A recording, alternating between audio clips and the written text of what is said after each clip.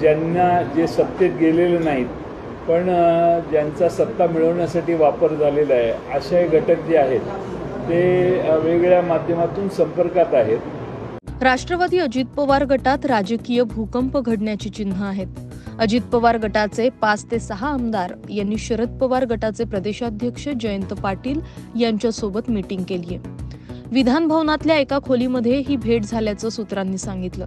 यातच विधानसभा निवडणुकीआधी राज्यात बऱ्याच मोठ्या घडामोडी घडताना दिसतायत। जयंत पाटील यांनी अलीकडेच लोकसभेच्या निकालानंतर म्हटलं होतं की काही लोक जे आम्हाला सोडून गेलेत ते सोबत असते तर नक्कीच जागा वाढल्या असत्या, असं सूचक वक्तव्य केलं होतं।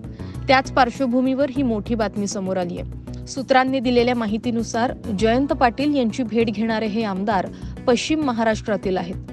तसंच अजित पवार गटाच्या आमदारांनी काल दुपारी जयंत पाटील यांची भेट घेतली होती। विधान भवनातल्या एका खोलीमध्ये जयंत पाटील बसले होते। त्याचवेळी अजित पवार गटाच्या एक आमदारांनी त्यांची भेट घेतली। नेमके कोण होते हे आमदार हे अद्याप माहिती उघड झालेली नाही। मात्र हे सर्वजण पश्चिम महाराष्ट्रातील आमदार असल्याचं बोललं जातंय।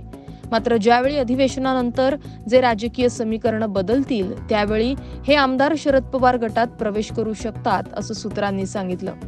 सूत्रांनी सांगितलं की गेल्या काही दिवसांपासून अशी चर्चा होती की अजित पवार गटाच्या काही आमदारांकडून सातत्यानं शरद पवार गटाच्या नेत्यांना संपर्क केला जातोय।